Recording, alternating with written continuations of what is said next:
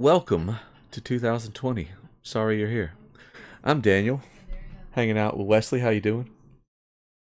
Life is good, bro. It's the Thursday before election day.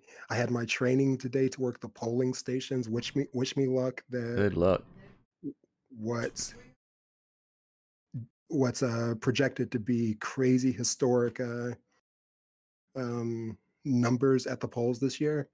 Pray for me that I don't do something crazy or that nothing crazy happens because this is going to be a wild one.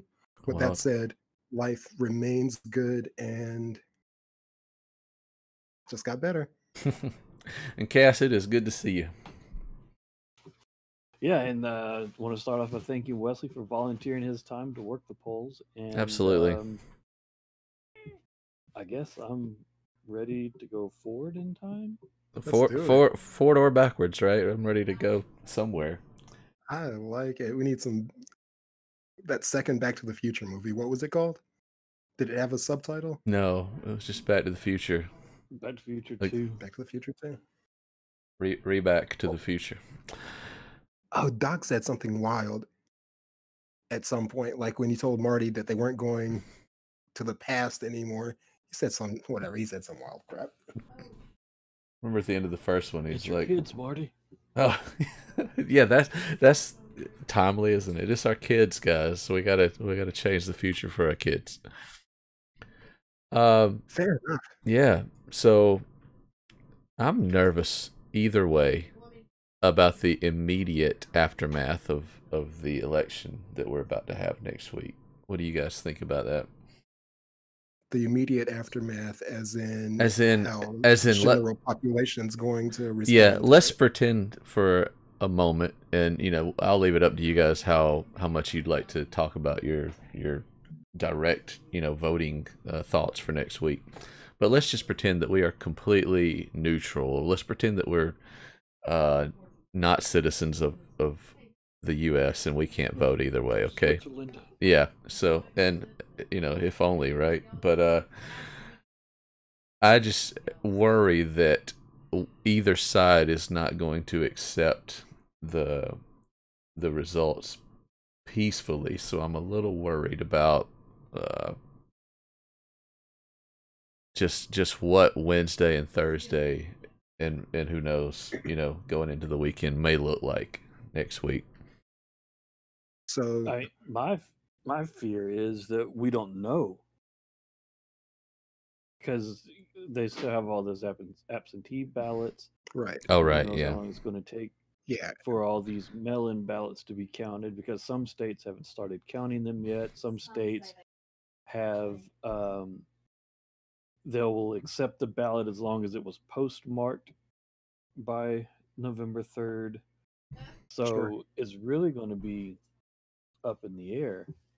So I'm with you, Cass, in that we're definitely not going to know definitively that night unless one of them blows the other one out, I guess, right? So we're not going to know anything definitively.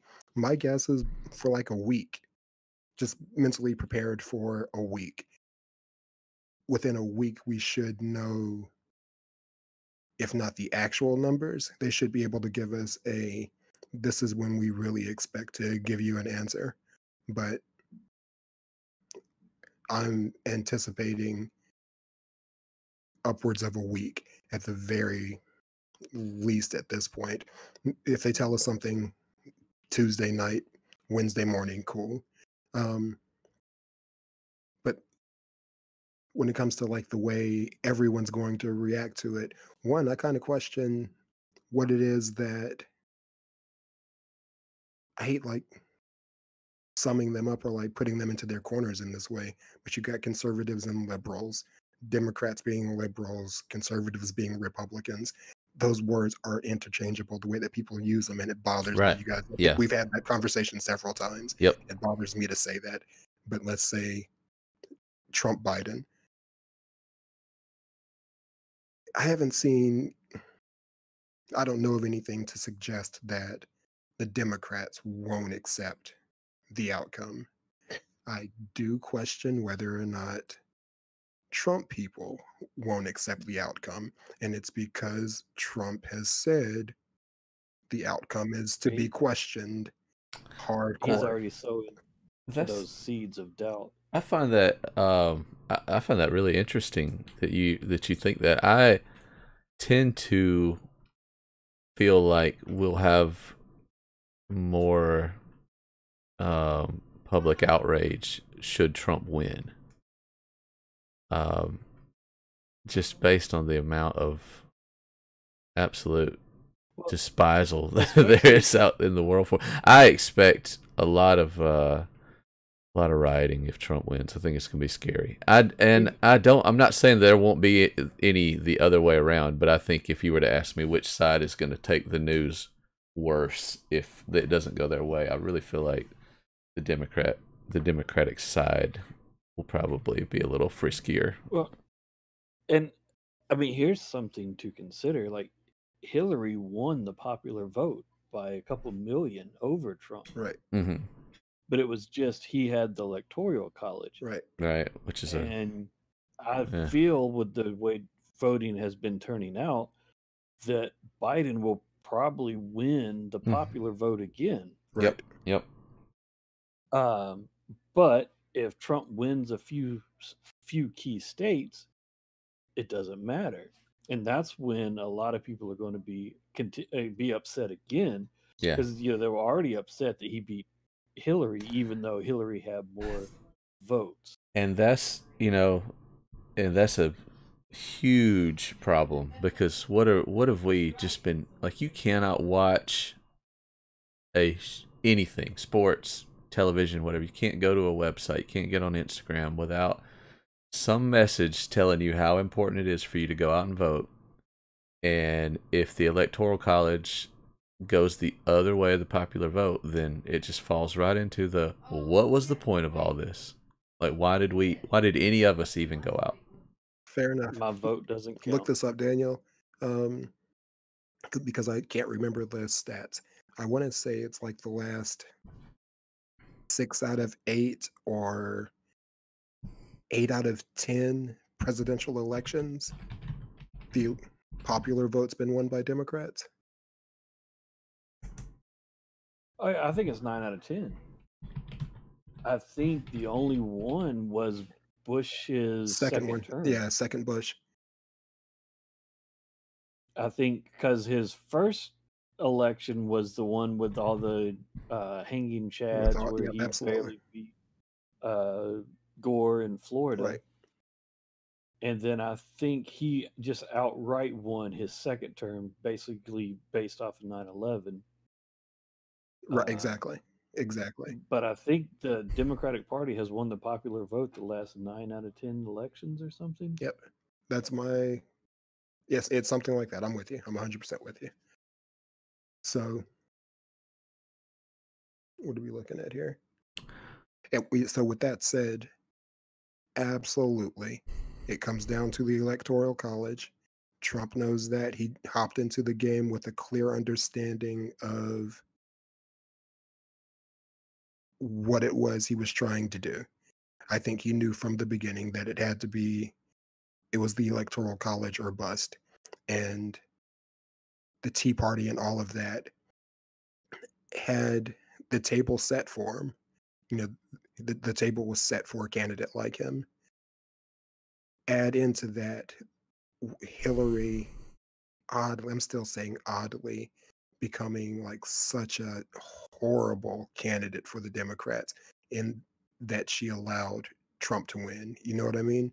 The idea Yeah. that he was able to beat her, and That really fell apart in for her several at the end. yeah, she seems like such a strong candidate, and then he just took her apart in the court of public opinion. Yep. And it was something that you can't say it was him. It was like a thing that had been happening since the 90s. She had been getting attacked for a long time. She ended up being was a the wrong very candidate. bad candidate. She was the wrong candidate. It has nothing to do with Fair her enough. being a female. She was the wrong candidate, and Yeah.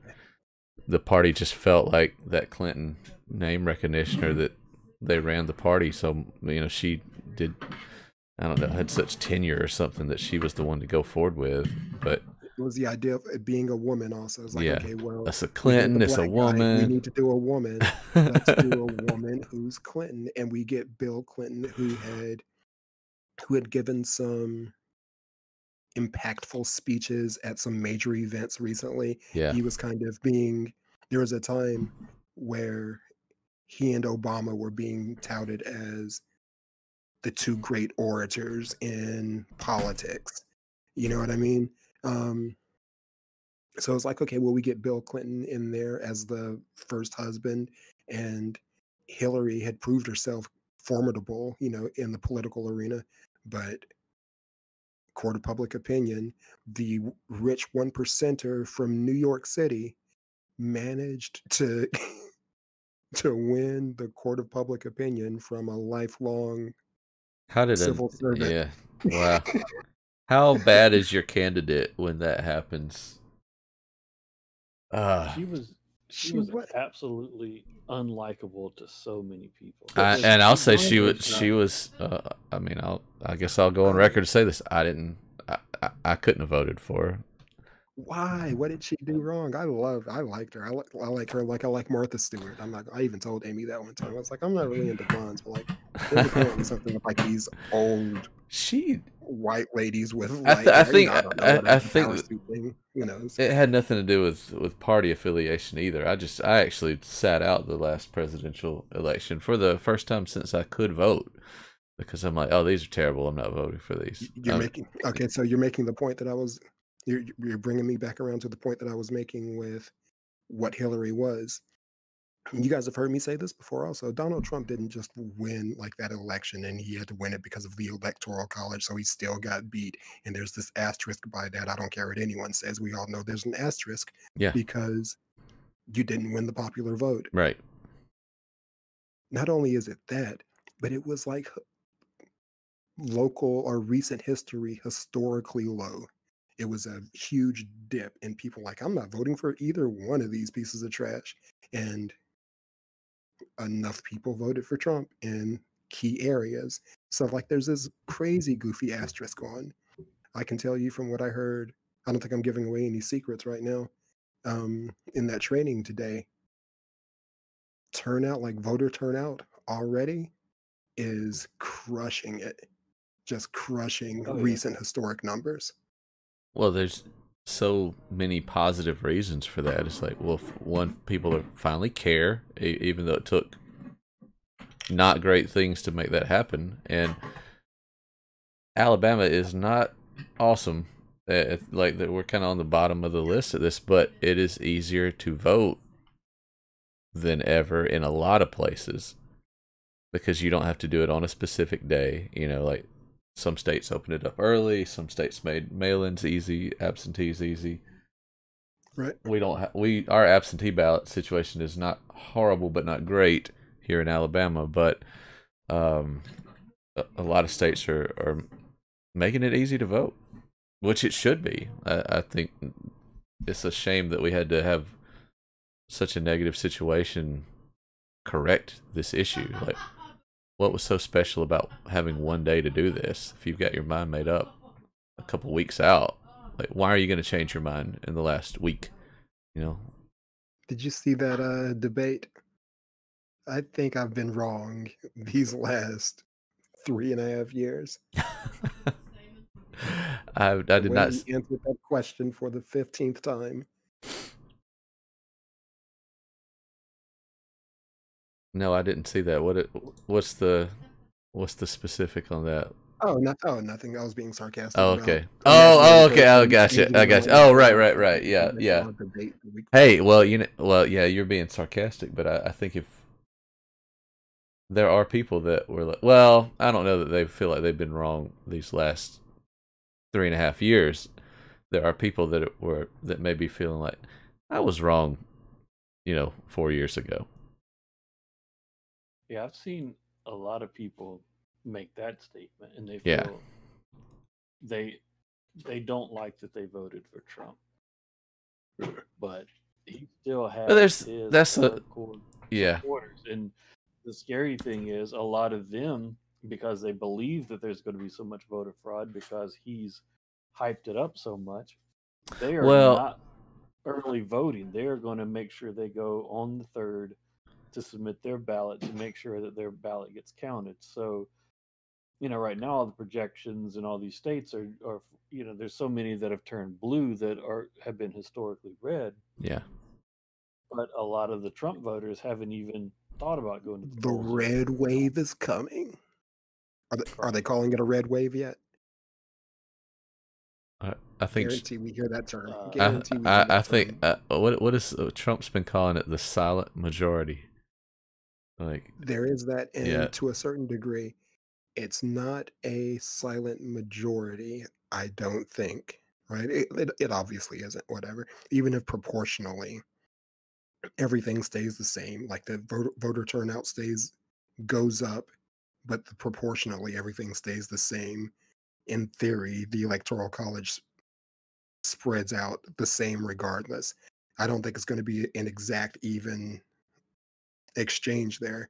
But with all that, I don't think there's like just silently more Trump supporters in the world.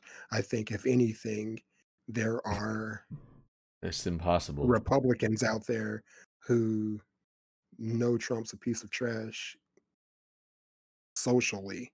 Right. Because there's an argument to be made about his effectiveness legislatively, and let's just say legislatively.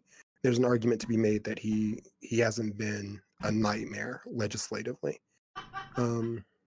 Socially, he's been a nightmare, but with what he's gotten accomplished,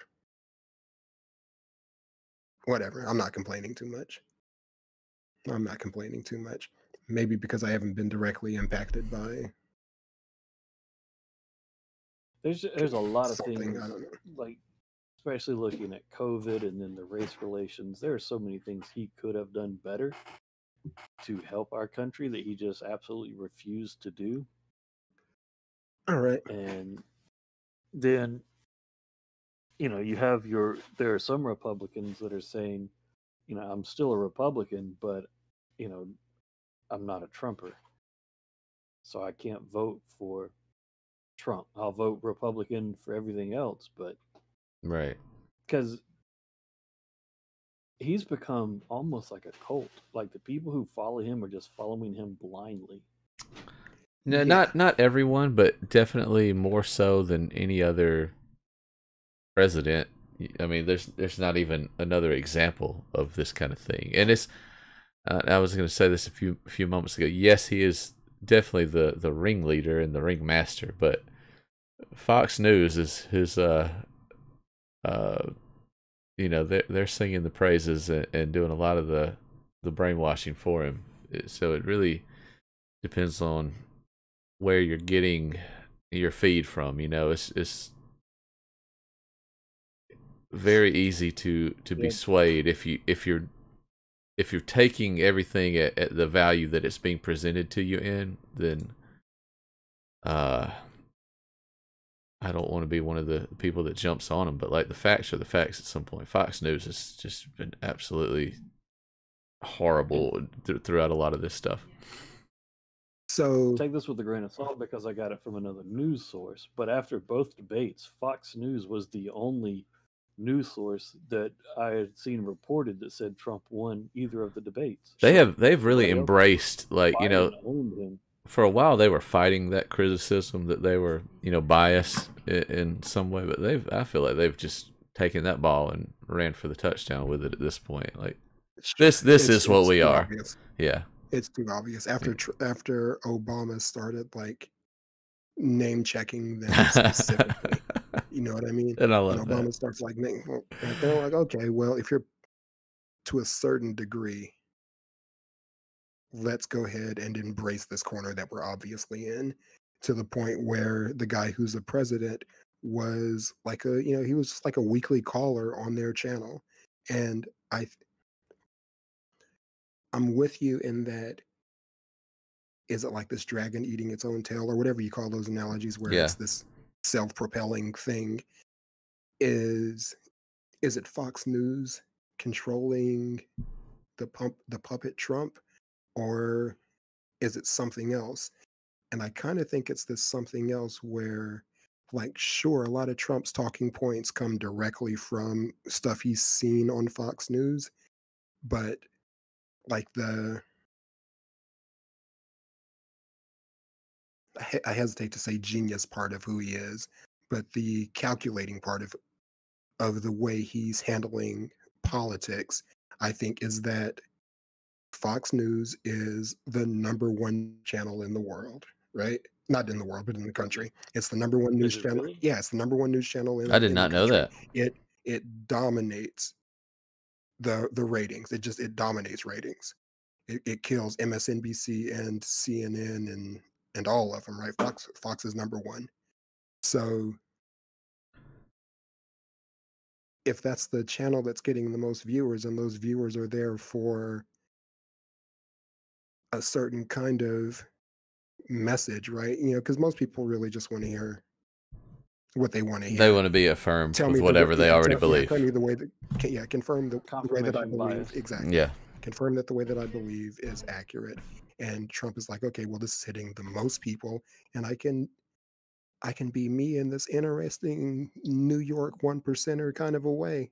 And it works. I think he truly knows that it's a numbers game, and he played the numbers game down to the electoral college and during the election and all that. He knows what happened, right? He knows all of what happened. And I think he's got those numbers right. And he sees that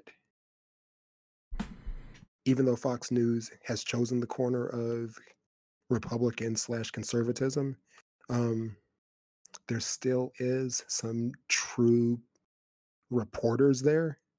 You know what I mean? It's not all opinion stuff. Like when the true reporters get to reporting the news, it's not always flattering to him or of him. And that's where you get like OA News or whatever the name of those other news stations that he's kind of propping up as well, when Fox isn't 100% licking his butt crack. You know what I mean? he'll shout out another news channel.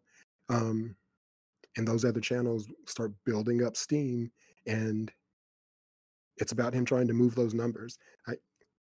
Whatever. I think he's got all that figured out. So that's my take on him and Fox and what they are together. That's him reaching the most people possible.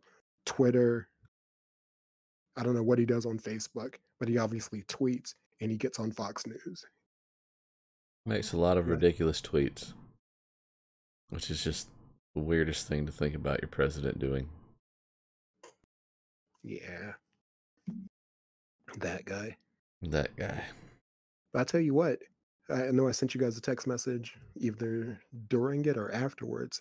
During that last debate, I think he killed Biden when it came to that race conversation. I don't just think that he held his own. I think he flat out won that conversation. A lot of Democrats don't want to hear that.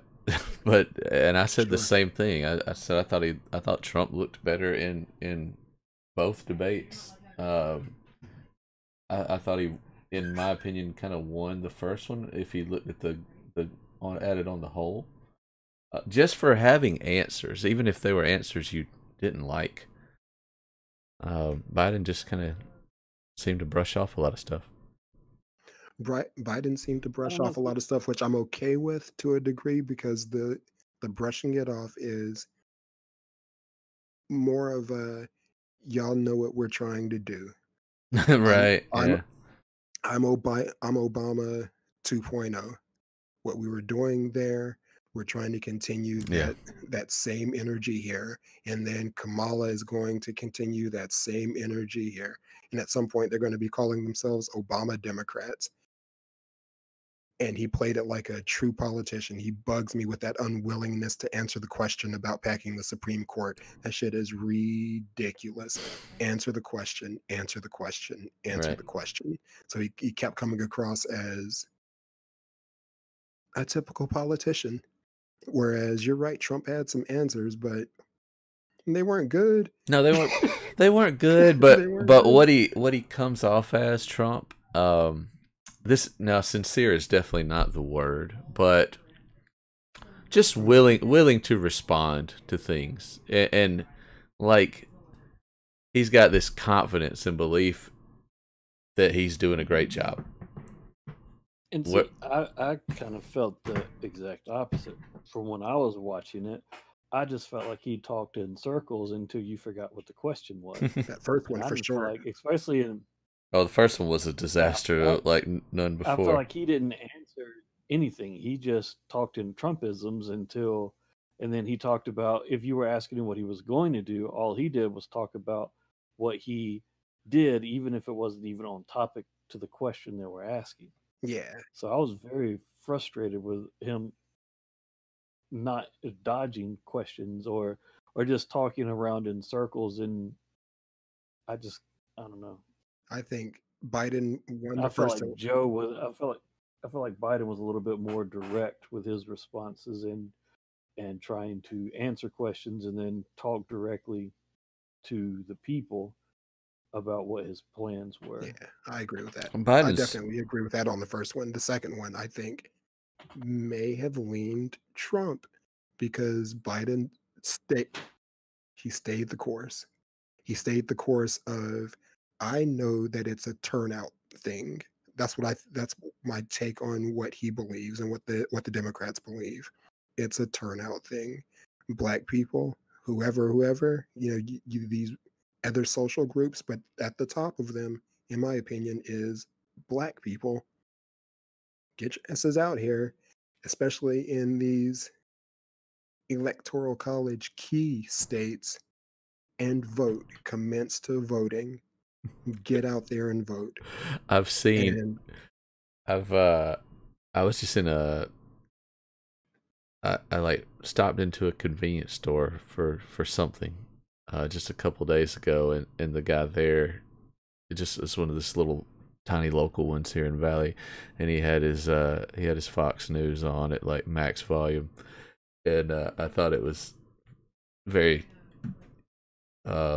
fitting that the segment that happened to be on while I was there was Fox News was making the case that, like, Black people, you don't understand what you're voting for when you vote Democrat. Like the Democrats are not, like, they're like just being they're just going in on it now. It's like, hey, hold on, Black people, you don't want to vote Democrat.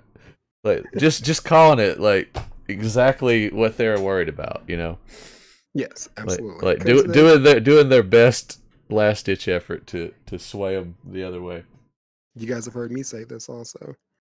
The demographic that I think is being underappreciated for the strength that it holds is the Asians. I think that's the group. That's fair. That just, they're blowing up, especially right now socially, like just with movies and pop culture and everything in the world. Asian Americans are blowing up like crazy, and I think they're demanding of a little bit more respect. I think that's going to be just a key demographic this next time around. And can Democrats maintain the momentum of this election? Because I think there's going to be a big turnout. I have a hard time seeing. I'm not going to say I have a hard time seeing Trump winning, because I couldn't see what do we call it, reality TV star Donald Trump winning the election anyway, except in the case of some serious goofiness, which, I think it was low turnout, historically bad candidates, electoral college. But there's a graph out there, and it's almost, I think, more people didn't turn out to vote than voted for either party. Then, you have your little outliers who voted for the third party or just wrote in something. But I think the graph for people who registered voters who did not vote was larger than the amount of voters who voted for either candidate. Yeah. I saw the and I believe that's going to shift this time around. For sure. I agree. I saw the numbers from that last election. today where it was percentage of registered voters, in the area, and it was over the past, what was it, since '04 probably, and there's just such an obvious drop, in the percentage of registered voters who voted just in our area. Right. You know what I mean? Because Obama's first election, like the voter turnout was huge. I'm looking at that now. For his second election, it dropped off. It dropped. It dropped by around 4 million people. If you guys are looking at these numbers with me, to see 69 million turnout for the first and 65 for the second, and then we dropped down to 62. And again, Hillary won that by 2%.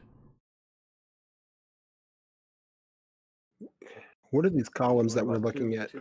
So yes, I've been checked, but nowhere near as close as Bush Gore, which was 500,000 votes.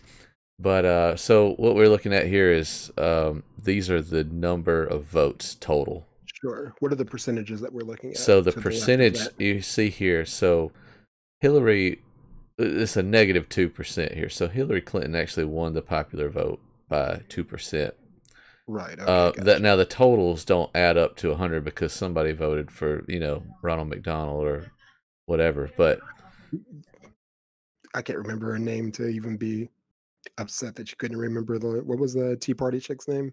Oh, I wasn't trying to that wasn't me being funny I know. Towards anybody, I know, I'm with you.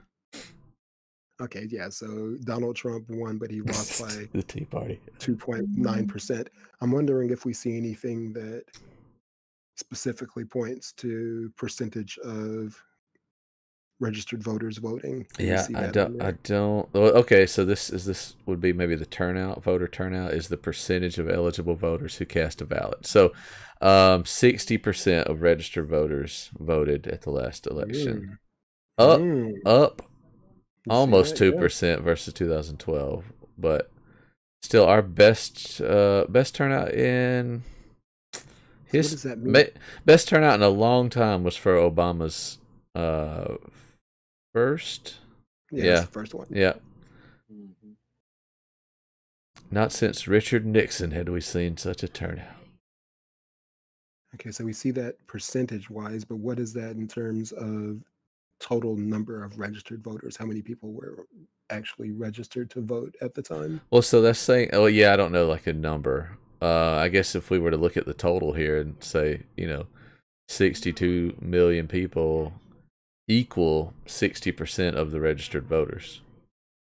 Right. Whereas almost 3 million more people voted in the previous election, but it was still a smaller percentage of the registered voters. Because as we get more people coming of age and more like immigrants becoming citizens, I guess that number, changes. I think the population is doing nothing but growing, one would think, right? So the pool would be larger. Yeah, that number, I don't know. I get mixed up with math sometimes, so maybe I'm thinking about that wrong, but it just seems like there was a lot less people actually registered to vote the next time around. Am I thinking about that wrong?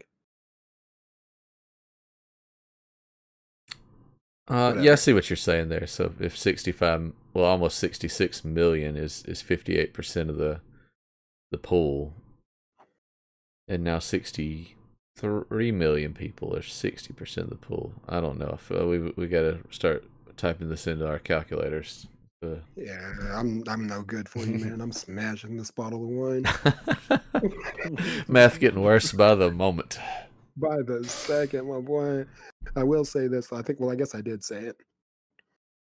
Biden, I think, won the first debate, even though it was a train wreck because Trump was driving that train. I was disappointed in Biden on that first debate that he let Trump shake him the way he did.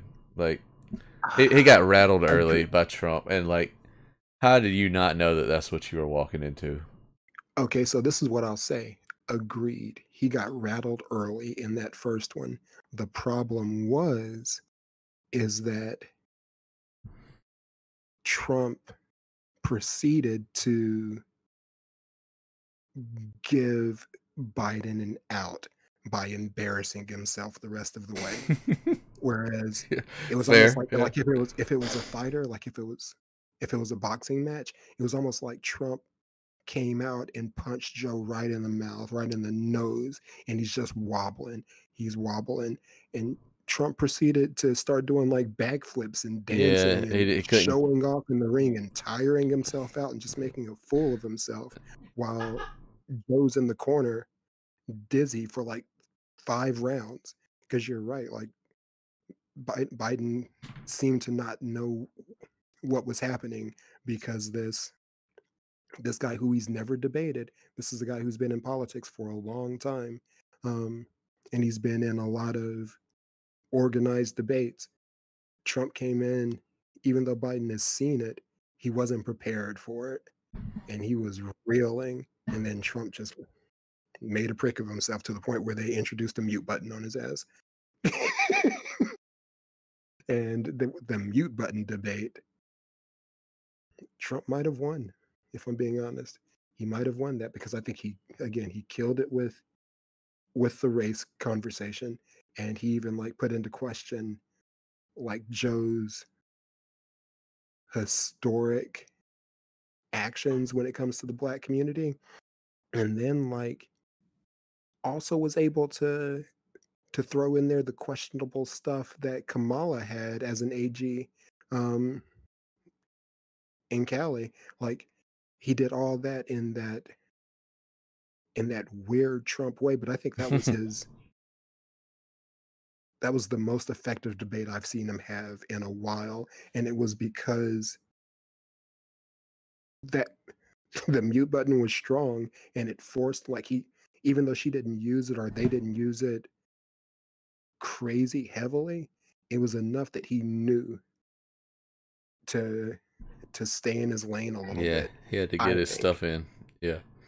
I think his people talked to him and was like, "Look, America hated how you acted in that first debate." He finally listened to some coaching for the first time in 4 years. Yeah, you're going to have to if you stand a chance, you're going to have to just shut up and take it for a little bit. And he did. But yeah, I did like that Joe admitted he owned up to those bad policies that were passed in the 90s or whenever it was. Yep. He was like, that was a mistake, and we've been trying to undo it ever since. I agreed. It was like he was prepared for it. Like, hey, if he just so happens to hit you in the chin, especially on this issue, this is the way you respond. We're like gonna a damn man. We're gonna have to try this. You accept it. Unheard of thing called honesty. Let's see how it goes. Yeah. We don't use this one a lot, but we're gonna try it. Joe did have the one mic drop moment when Trump said, "You had 8 years with Obama and you didn't do anything. Why didn't you do anything?" He said, "We had a Republican Congress." I had been screaming that at the TV. I don't know for how long. Like, bro, at some point, just answer his questions honestly, because the answers to questions win. Like that's checkmate to a lot of these moments. Yeah. Just be honest.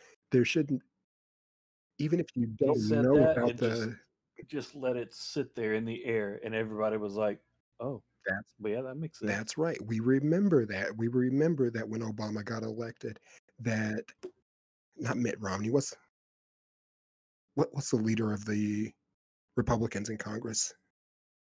What's his name? Goofy Turtle Man. Mitch McConnell. That Mitch said like their number one goal as a party was to stop everything that Obama wanted. That everything that Obama wanted to do as president, their goal was to stop it. Goofy Turtle to Man. make him it was obvious. It was 100% obvious that's what they were trying to do.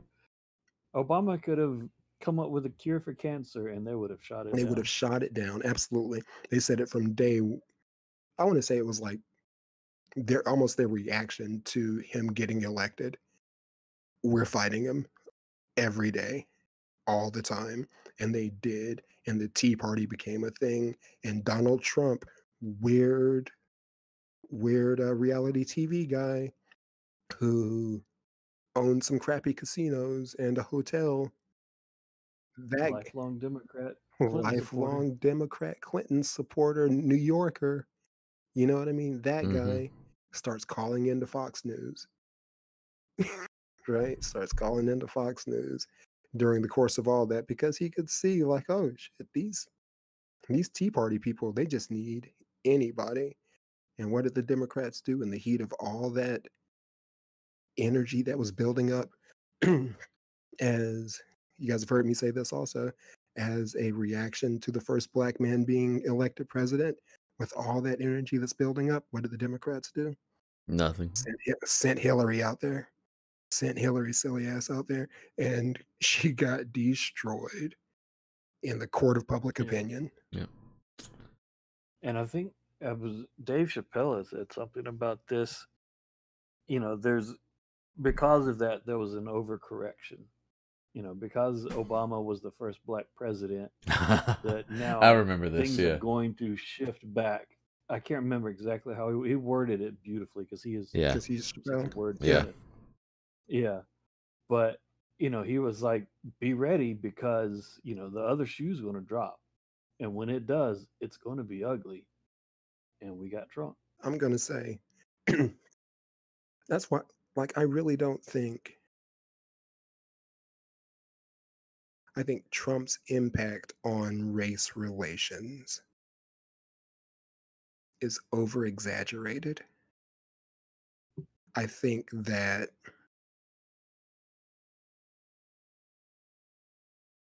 I almost want to say, like, middle class or upper middle class white people are more offended by Trump on racial issues than black people are.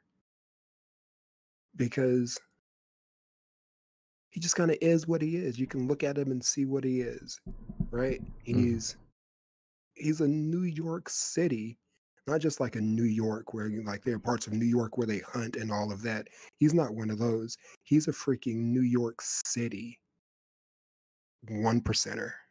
Yeah. That man didn't grow up with black people. We know that. We know that, right? He didn't.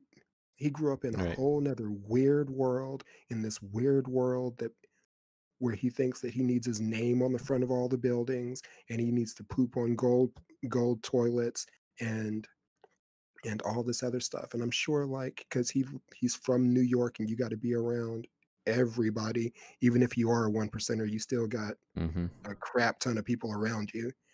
He knows how to move with people from different cultures without really rocking with them. So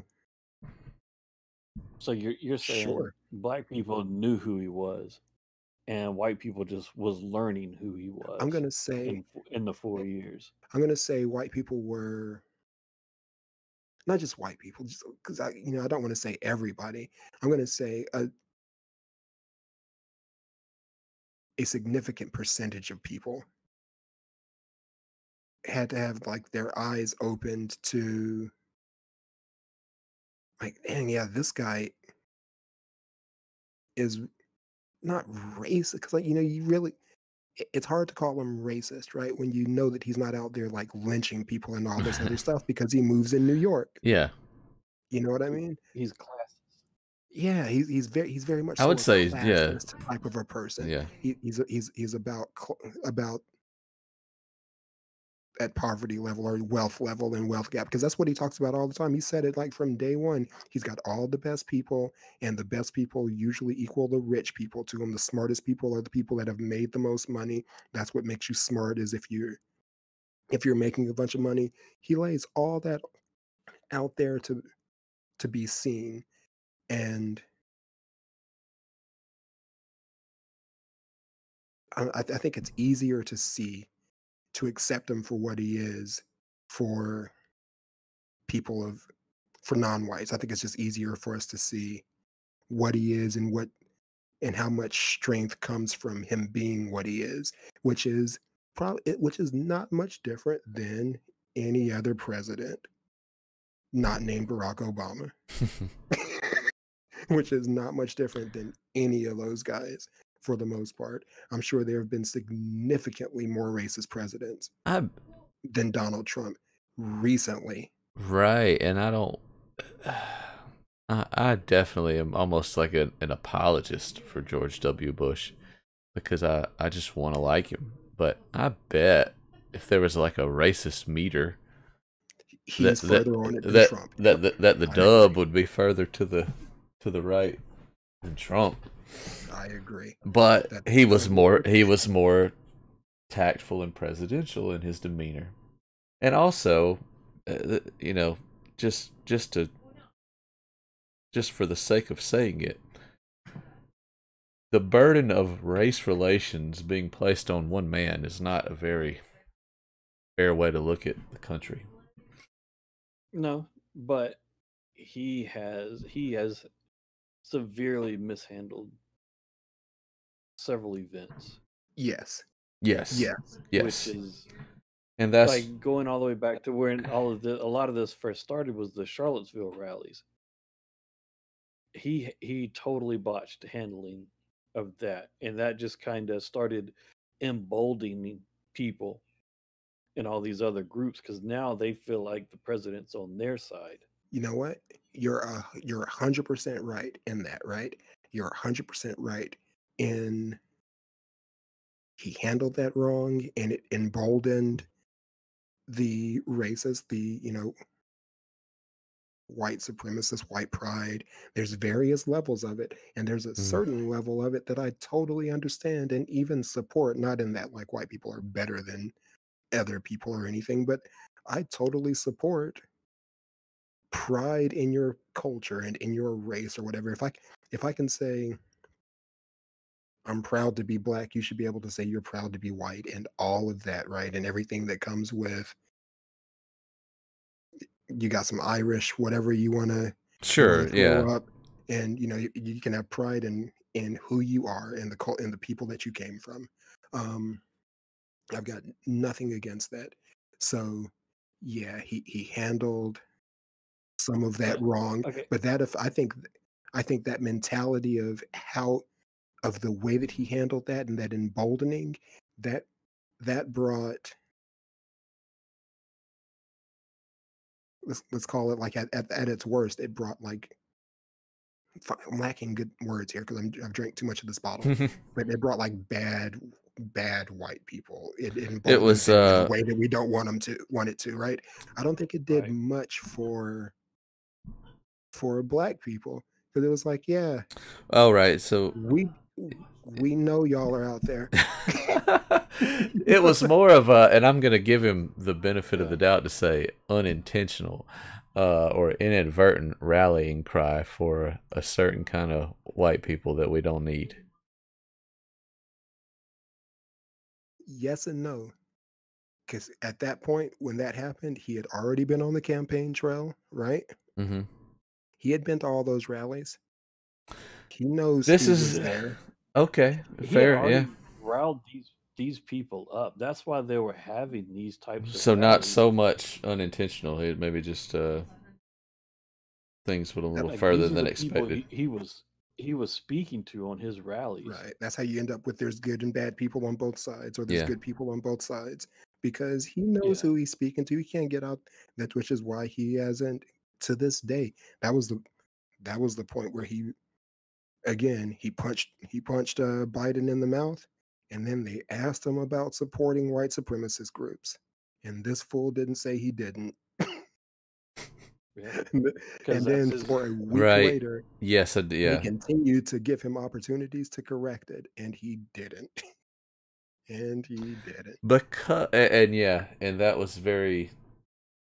That is exactly where to hit him, in a spot where he can't afford to lose what what is supporters. Yeah, like I'm trying to think of the right word for it. Like he's got that base locked down, so he has to be very careful what he says because he doesn't want to lose them. You know, they could very quickly turn on him if he doesn't. But if he says the wrong thing. I don't think he would have lost them. I believe that probably not, because he'd still be the lesser of the. Well, he had of their perceived two evils. If he wants to get elected, he's got to say those things as a politician. Which makes so you do question we believe him. that he denounced us? I'm with you, Cass. That makes you question him, though. Like, why didn't he just like wink into the camera or something? His level of cunningness, like, I don't know if it's that he's been coddled his whole life in such a way that he has people that take care of things for him and all this other stuff, and to a certain degree he's handled and managed, or what it is.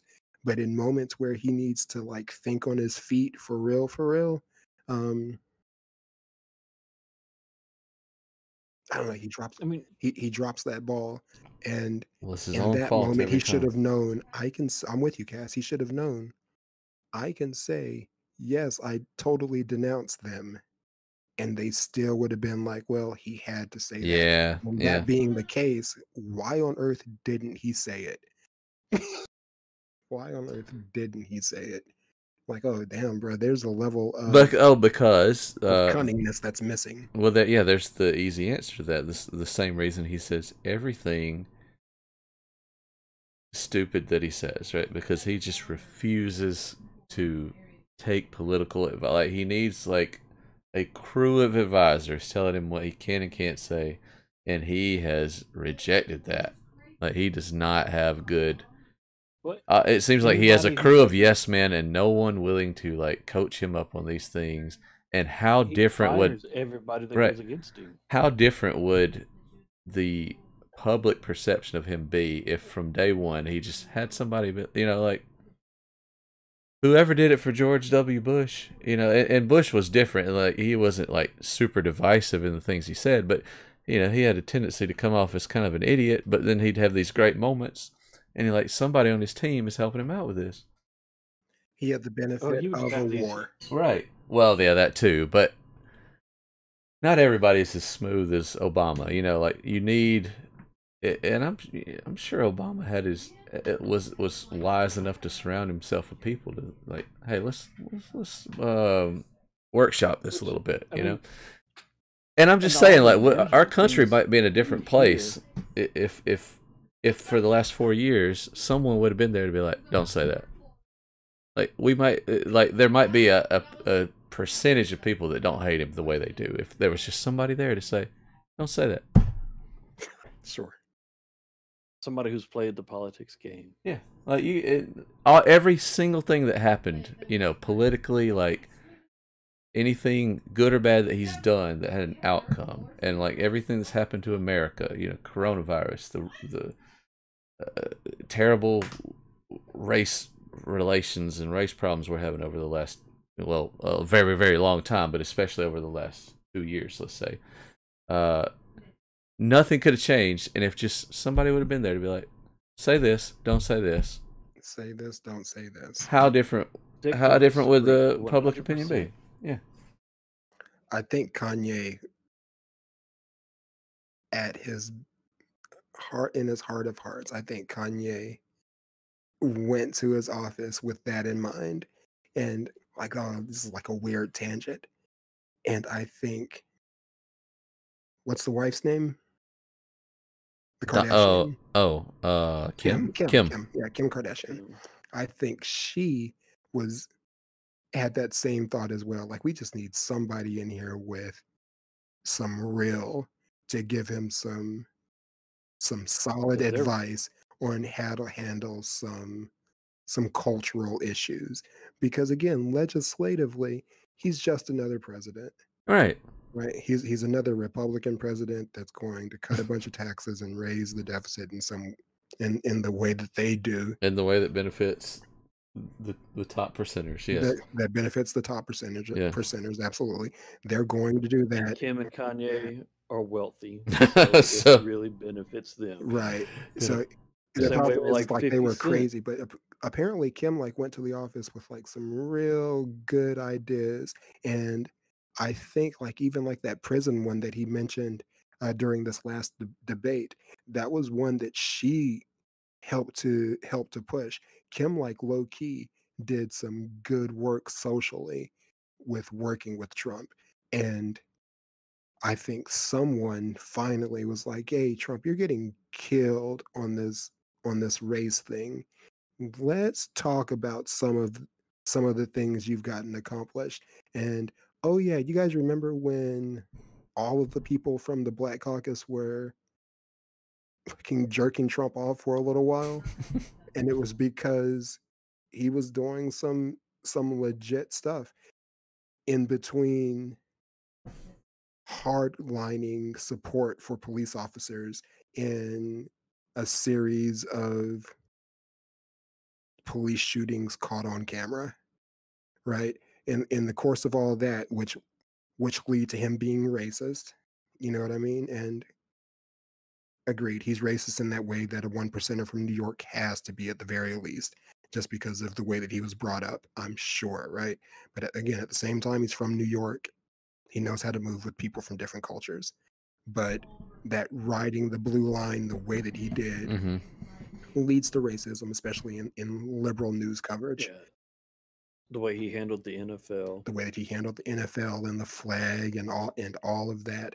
All of that is why people think that he's racist. But there's an argument for that not being racist and for that being riding the patriot line. Right. So he's got plausible deniability in almost all of those occurrences, and then you end up with a lot of occurrences of him approaching even racial decisions from a business perspective. Okay, well, why do we need to do this? And it's because it's going to help out these people. And why do they need help? Because they're doing work that he deems respectful, and that's a matter of cultural appreciation or opinion. A lot of the things that he made opinions on, but it seemed like he had some solid people in place, and he went out there and was like, "Hey, I did better than Obama and Biden on this, this, this, this, and this." And then people go back and fact check. You're like, "Damn, he really did do some solid stuff for Black people." And yeah, I can't express enough how what a friendly reminder this last election was of, even though it's been crazy these past couple of years, it really wasn't crazy bad.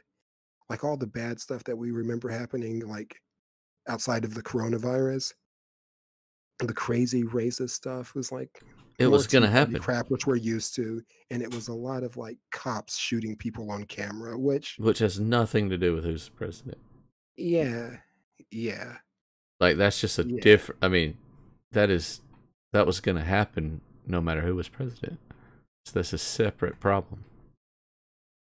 It's a separate problem. You would like for the president to respond to it the way that Obama was responding to things. Yeah, of course you would. You would like, but he can't. Yeah, because he's a hiccup. He's a regurgitation to the black guy, to that to all that hot sauce.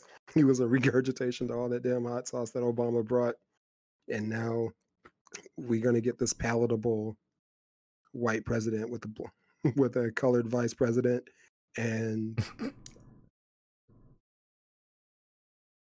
honestly, I don't know if Biden's going to survive all 4 years. You think he's really that bad off? I think he's fine. Because if you really think that, then you kind of agree with Trump, right? But Trump's not much younger than him. Trump's the only president that hasn't aged, and I really think it's because he just hasn't cared enough. If you look at Bush when he was elected, you look at Obama when he was elected, every other president, even after Bush and Obama had 8 years, but even after 4 years, the amount that they aged, because I feel that it's the weight of the position. Bruh, Trump lived his life like these people. Right? Yeah, he plays golf every day. That president is no stress to him. That fool It is gets no up and stress. watches. Yeah, I'm with you, bro. He gets up, watches TV, and plays golf. So I mean, Biden's age, on top of the stress that just being president is, I don't. If he's elected, I want him to live all 4 years. Of course. I don't want him to die, but I mean that's a position one that I would never want. But I mean, just the stress that comes along with that position is it's a lot on somebody, especially somebody of Biden's age. Of Biden's age, fair Here's enough. here's the crazy stat that I heard. You can go all the way back the past 3 presidents, and none of them are as old as the 2 presidents who are currently running. Hmm. We're talking going back what 24 years, and none of those men have reached the age of Biden or Trump yet. Fair enough. Interesting. Clinton would be the closest one, obviously. That's a weird. That's a weird. So election. Bill Clinton is younger than both of these candidates, is what you're saying? That's the stat. That's the stat that I had heard. That's really interesting. Because Biden's what, 74, 75? Trump's like 72. And the question is, okay, so you guys remember being kids, and by kids, I'm going to say like maybe preteens, 10 to 14. You know, obviously, I understand. Yeah, it's not preteen, but you're with me. 10 to 14 or so, where you're not preparing to enter the real world. So you're like, the real world isn't really on the radar. Someone asks you like who the president was, and then maybe even as like a late teenager, you're like, oh well, you know, the president, 3 branches of our government, all of that. So like the executive branch does its thing, but we kind of know, or I'm not gonna say we know. I believed at the time that the president was kind of a figurehead, akin to the king and queen of London, England, whatever in the world that family is. That, you know, whatever. But I felt like a lot of the job was being the public face of the country, almost like a CEO. I don't like the CEO like runs things obviously, but like a lot of that job is get out there and make the quarterly announcements. Yeah, just go talk about stuff. You're the public face. Right. Like, if there's something that the House and the Senate can't agree on, you're the tiebreaker. Right. More or less. Where like the real legislative work is happening in Congress, but and you're exactly right. You're the tiebreaker. I keep seeing people on I want to say it's TikTok, and they're saying if you want to really affect change, you need to vote in the midterms and vote for your congressmen and your senators. And you know, the president, you know, that's the big one everybody goes out and votes for, but like those are not, the president's not the one that directly impacts your life. Right. I think Trump more so than others in the past. And you know, I don't know. Like I'd be lying to say that I know political history. Obama getting Obama running in 2008 was the first time I really cared. I kind of cared in 2004. Right, I voted for Bush, you know, because we were in the middle of a war, and they did a good job of making Kerry seem weak. So Kerry was so wishy-washy. Nobody knew what he was. Aaron Burr. It continues, right? Absolutely. Nobody knew what he was for or against. Fair enough. And it changed depending on who even he was talking to. He was more so than Biden. Unlikable. Yeah. And he was unlikable. So I almost feel that if the Democrats would have ran, the Democratic Party would have run anybody else out, there was a good chance that they could have beaten Bush out of his second term. Sure. I'll say. But Kerry was just so unlikable, and nobody knew what he really stood for, so they couldn't vote for him. Absolutely.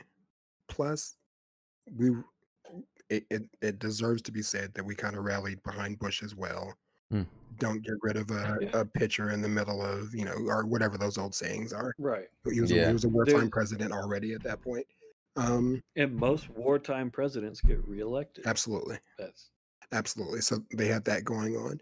And I'll say, like, my first, like, inkling of interest in politics was that 2000 election, where it's like, oh, okay, that was weird, and how close it was in Florida. And at the inauguration, those videos kind of famously came out of like American citizens being like beaten in the streets at that inauguration. That was a big deal for me. That was like, oh my, the world is a little bit more different than I thought it was. That this type of stuff happens in the real world, where people really get beat up by the government sometimes, when, let's be honest, a lot of them were like, probably, throwing rocks and crap, so they needed to be beat.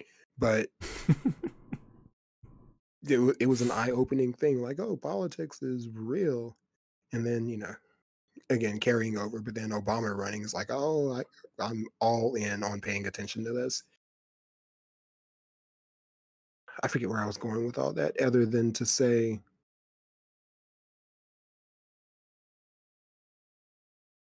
Trump's a hiccup. Trump's a response to all that. I think we're going back to normal. We have an absolutely horrible political system where if there can be an election where we only have two choices and you don't feel passionately about either one of them, then we have a horrible political system.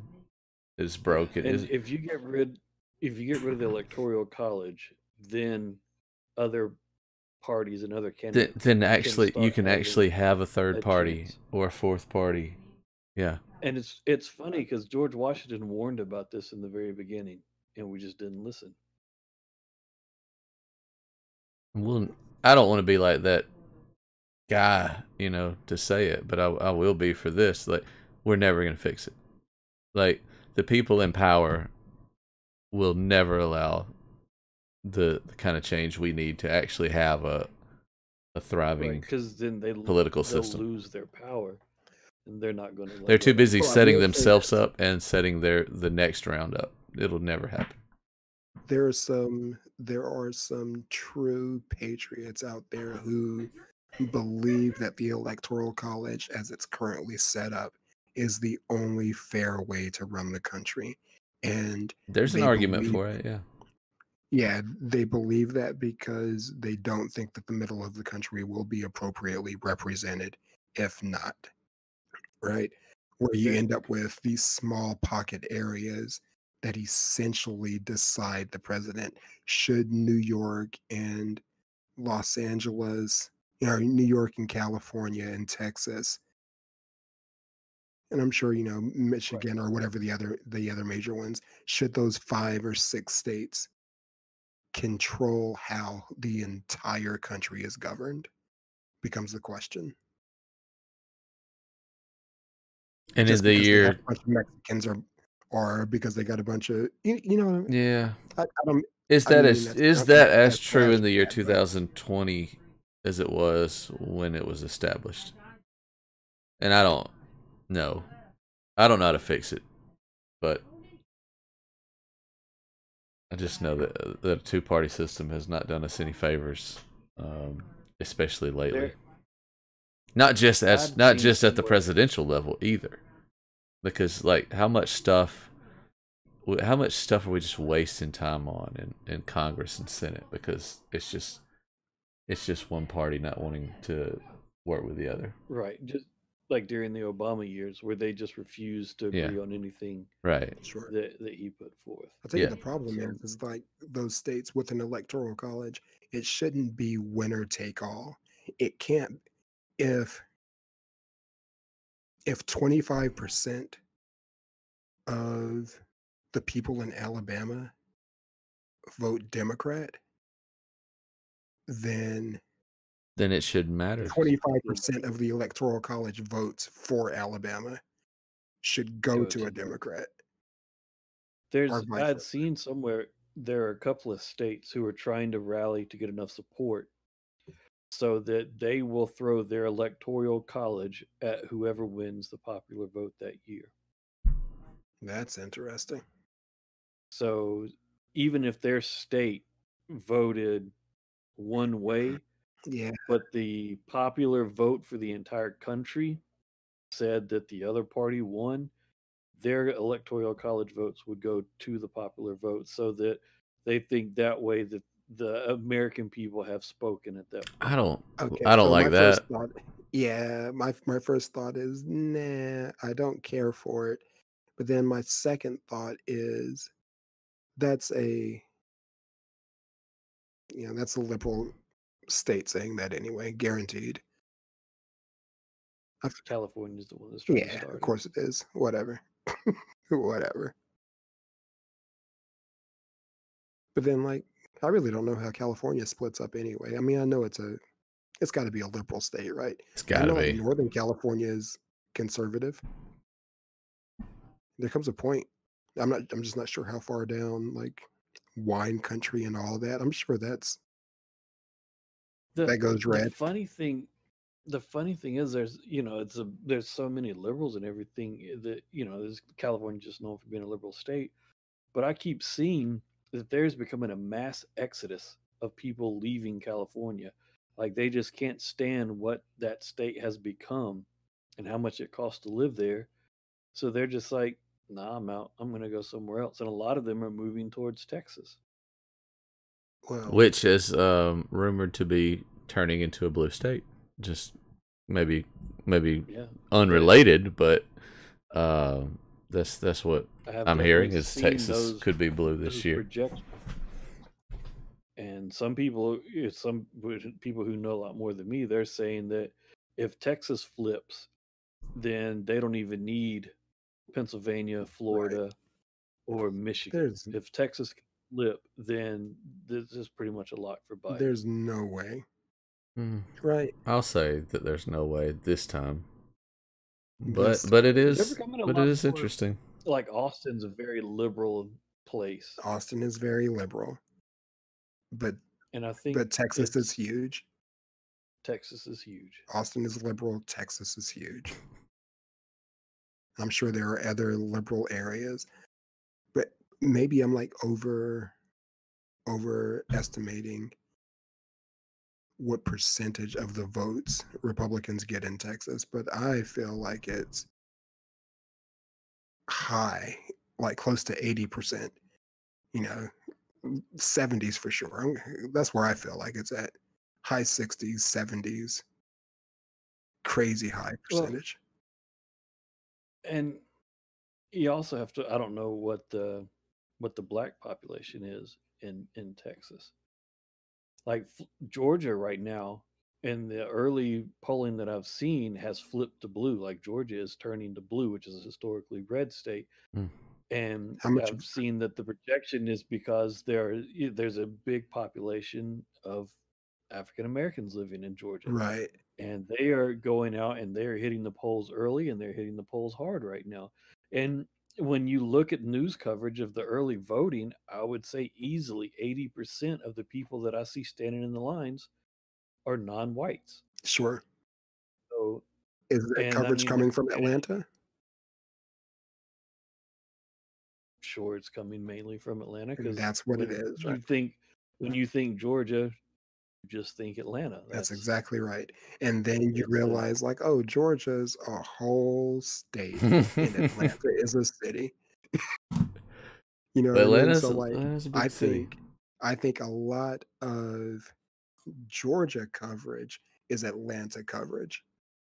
Yeah, that'd be fair. I'm like, oh yeah, Georgia's totally flipping. Like, nope, Atlanta is a Democratic city. Georgia, right, which is historic in recent history. I think Georgia has been a very. I would be more surprised for Georgia to end blue than Texas. Would you? Yeah.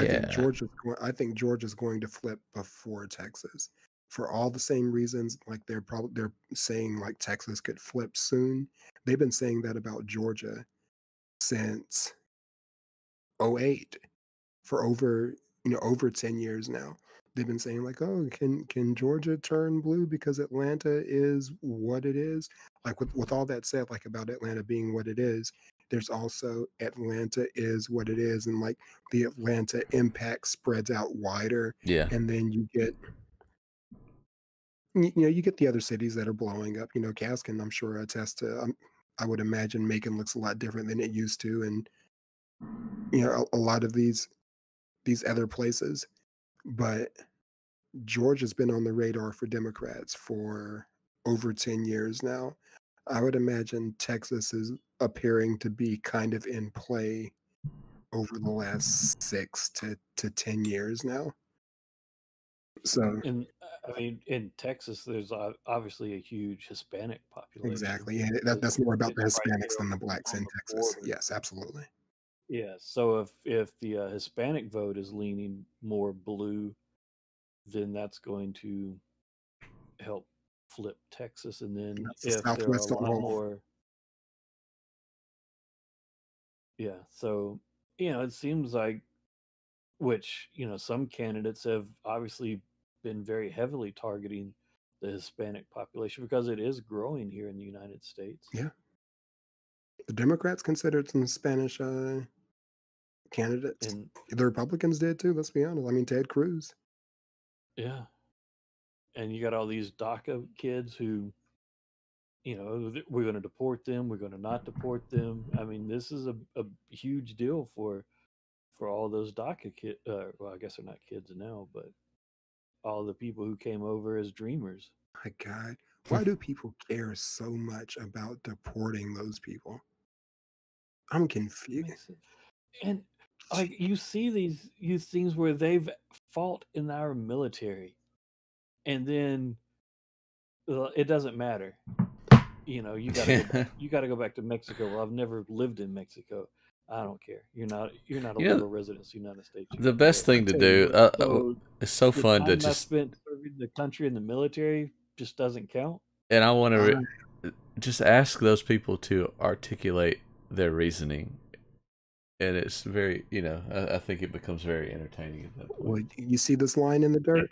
He was born on that side of the line. Even though he bleeds America and he's got an American flag tattooed on his forehead, his mama was born on that side of the line. You dummies. You dummies. But I will say this. I think that in some way, and I don't know how this gets executed, if it's you come over illegally, you've got to enlist, or if a family comes over, we got to get one of your kids. Somebody's got to enlist. Somebody's got to serve. Going back to some 1950s logic or something. Is it? Well, whatever. I believe in. I believe there's simple solutions to things. You want to prove that you're an American? We need that firstborn son to enlist. We need him. The paradox or whatever there is that logic is anti-American. Sure. I understand how people can make that argument. I'm not specifically making that argument. I'm just like, what separates that from you're absolutely taking the freedom of that firstborn son. Right. Like what separates that from some of the no freedom. He's an indentured servant at this point. So some countries that insist on that happening, so well, that's you've just removed the freedom of choice there. There's this idea of there's this misconception of like entitlement. And entitlement gets that's a word that gets thrown around a lot. There's this old saying, there's nothing free about being free. It costs to live in the society that we live in. Some people are happy to put their heads in the sand and think that I have a right to wake up in this house that I live in unafraid of bombs hitting it, with internet and this refrigerator and a TV. And my worst concern, my kid's number one concern, the worst thing to happen to my kid today is that we didn't have internet for like 6 hours. You know what I mean? Yeah. Like there's this idea that we deserve that. You know? And that's like this audacity of being an American. But go ahead. And there's so many other people who are just trying to come over here and get half of They're trying to come over and get half of that, but their kids, like that's like the beauty of this country. Their kids can grow up experiencing that and feeling that, and that is what they are, right? They're American in that core way, in that way that's just good. It's good to be a US citizen. It's good to be a kid in the United States, especially, a kid with parents who are providing for them a little bit. If your parents are willing to do a little bit, there's some food on the table and a roof over your head, and more than likely like a TV in your house. And there's a lot of stuff that a lot of people in the world would consider like rich stuff to be had as a poor person in this country. That ain't free. That costs blood and sweat and tears. That costs blood and sweat and tears. And if you're coming over from another country, we need some of that. Y'all got to pay too. We need some of that. And I mean, a big part of this argument is because they can't pay taxes, because if they start paying taxes, they're going to be discovered and they're going to be sent back. All kind of hardships, yeah.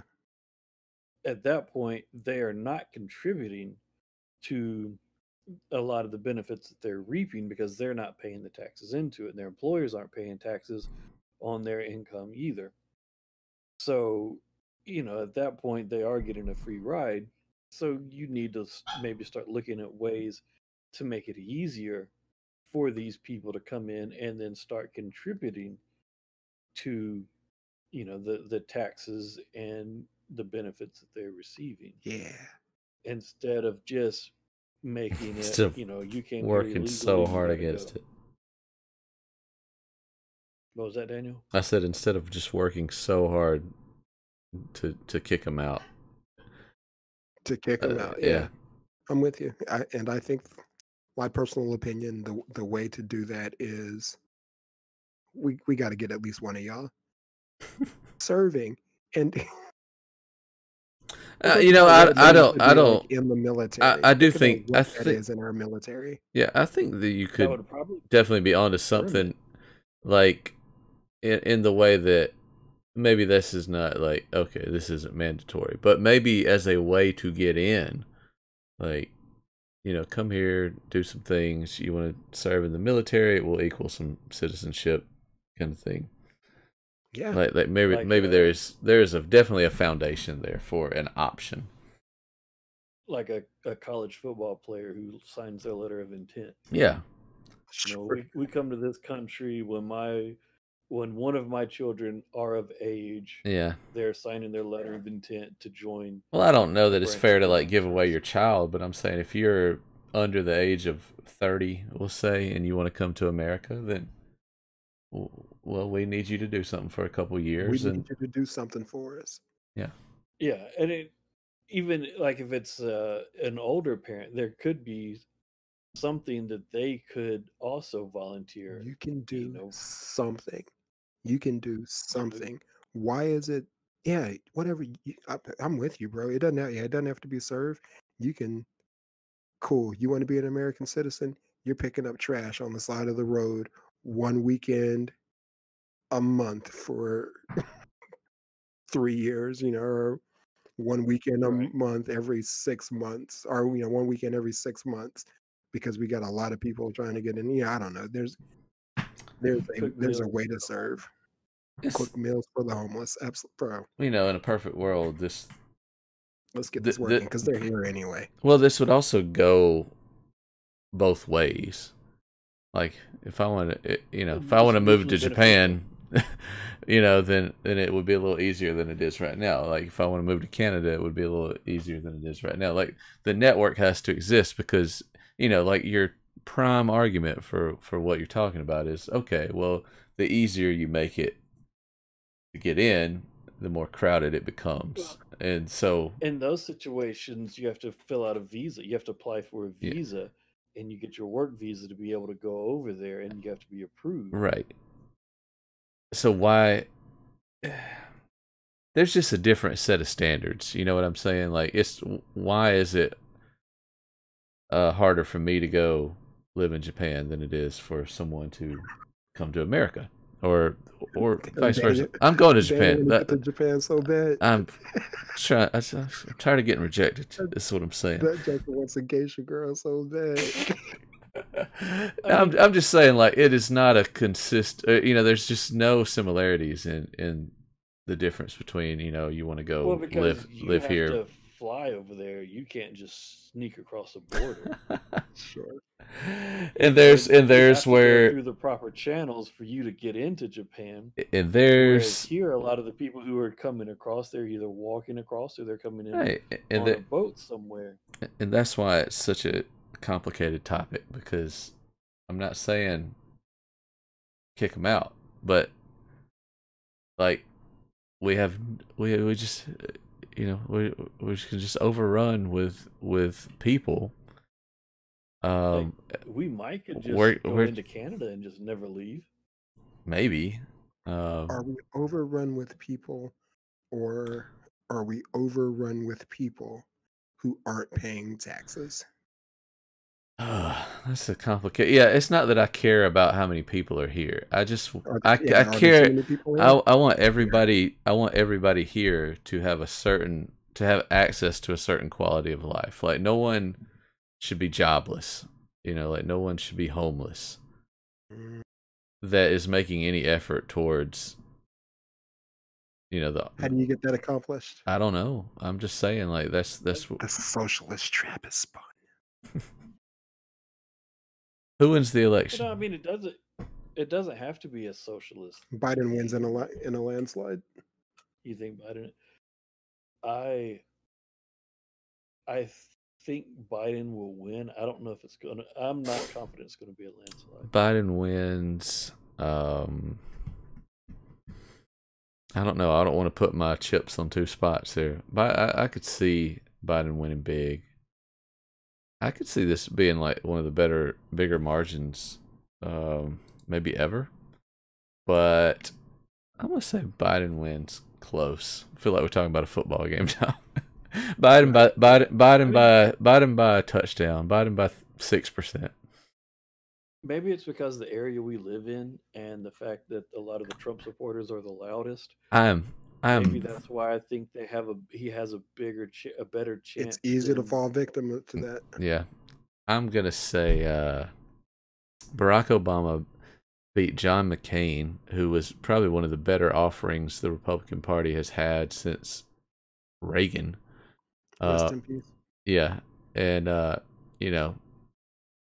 it's a shame that was when McCain ran, was versus Obama, because it just wasn't meant to be for McCain. But at first he was probably like, "What? They're putting a black guy out there? Hell yeah!" And he was like, but I mean, I don't know. I don't think McCain was that kind of guy. I'd like to at least have that perception of him, but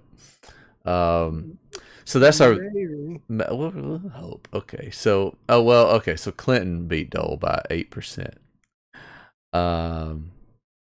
Yeah, okay. I'm gonna go Biden by 6%. 6%. Yeah. Okay, so it'll be like months. Big margins. Oh, sorry. What was the Obama McCain difference? So Obama over McCain by 7%. Okay. Clinton over Dole by 8.5%. Damn, Reagan destroyed Mondale. Yeah, he did. Reagan was like Reagan had a good opening 4 years and was very likable by a lot of people. Because, and I'll never understand the dislike of Jimmy Carter. Jimmy Carter is a national treasure, in my opinion. Jimmy Carter should be like on the face of a coin, but people hate him around here. They just flat out hate him around here. Well, it's the South, and he was a Democrat. He's like, he was one of the worst presidents. I've heard people say that he's like one of the worst presidents we've ever had. I feel like I need to read a fair biography for him because we may have a Southern bias against him to where people call him such a bad president. Be curious to see. Nothing but charming and post presidency, he's got the best record to me. Post presidency, he's likable. I'm not of an age because he was 1976. I was not alive in 76. Mm-hmm. So politically, I don't know anything about him. He was not anybody I remember being taught about in school. Right. Because they're very selective on which presidents they teach us in school. All that I've heard about Jimmy Carter, every interview I've ever seen of him, even from back in the day, he's a stand-up guy speaking frankly, and everything that we see about him now, the Habitat for Humanity, Jimmy Carter, which is what he is. Let's be honest, right? Well, at least for me, I don't want to put words in y'all's mouths, but Jimmy Carter is more so than he is president. He's former president, Habitat for Humanity guy. That's what Jimmy Carter is to me. And humanitarian. And like looking back at like his old interviews and things, it's the same person. You know what I mean? So that's where I question, like, what is it that you people really hate about him? But, I say all that to say, what, he won by 2%? Nixon eked one out. Yep. Oh, wow. That first one was very close. Yeah. That was almost as close as Bush Gore. Hey, so just because I see his name, Franklin Roosevelt. I don't know if you guys have seen this. Or I was looking at that all those times he's on there. Because he was a wartime president. His wife, the CNN is doing something on the first ladies right now. They did one on JFK's wife, Michelle Obama. And the one that my wife and I just most recently watched was on Eleanor Roosevelt. And that was a very good episode. My wife and I were watching it, and my wife looked at me and was like, we have gone backwards from when Franklin and Eleanor were in the president. Like the things that she was moving forward on her own, outside of Franklin, my wife said, we have gone backwards in time from the strides that they were trying to make. Is there a drunk history on Eleanor Roosevelt? Probably. I don't know, maybe. You guys watch Drunk History? I've never watched it. You've never watched a single one? Nope. I've watched some episodes. Daniel. It's funny stuff. You ain't got nothing to do tomorrow. when it slows down, put one on. Just whichever one like looks appealing to you. And prepare to be stuck. Okay. On Hamilton. Okay, so with all due respect, you want to dip your toes in it. Is that the one you're going to recommend? Because I've been in. Because we've watched Hamilton, we know Lynn. There are some much better ones out there, but my thing, just to dip your toes to see something that we have a little bit of a background in. I accept that. Yeah, fair enough. I accept that one. The reason I'm going to say pick anything other than that one, I'm just going to playing devil's advocate to Cass's point, which is acceptable and it's easily palatable because you already kind of know the story a little bit. The thing is that you already know the story, and not only do you already know the story, you already know the story as told by Lin-Manuel. You know what I mean? Yeah. And that's what Drunk History is. They just get these people. I think they have them study up on it, right? That's got to be the way that runs. like, hey, we're going to talk to you about this thing. At first, I thought it was like these topics that these celebrities were passionate about, but now I believe it's, hey, celebrity, we want you to do an oral history report drunk. And that's what it is we want you to tell this story of this moment from history drunk. And there's a lot of good ones out there. Just a lot of good ones out there. I think there was one on Eleanor Roosevelt, though. I could be wrong. There's been a few on, like, I want to say first ladies or historic wives. But she's one of note. So maybe it's out there. If you haven't watched one, Daniel, I'm gonna say watch one. The Hamilton one, I don't remember that he told me anything that I hadn't heard him already say before, is the only reason why I'd suggest something other than that. But at the same time, it's Hamilton and it's great, and it's him telling the story, tipsy, getting hammered. So it's funny in that way as well. Just because there's just a bunch of them out there. If there's something you want to know, or somebody that you want to know something about, just search and see if they've done a drunk history on them. And I mean, what's cool is they have a celebrity telling the story, but then they have actors acting out what they're good, what the person saying is drunk. So they're lip syncing what the drunk celebrity is saying, and it's actually big name celebrities that are doing these small little acting roles. You're going to be surprised at how well done it is. Like, I'll try one out tomorrow. You know it exists, right? And then you're like, okay, well, it exists and it exists for a long time, and it's because it's super well done. Drunk history is like it's a gem. It's a gem.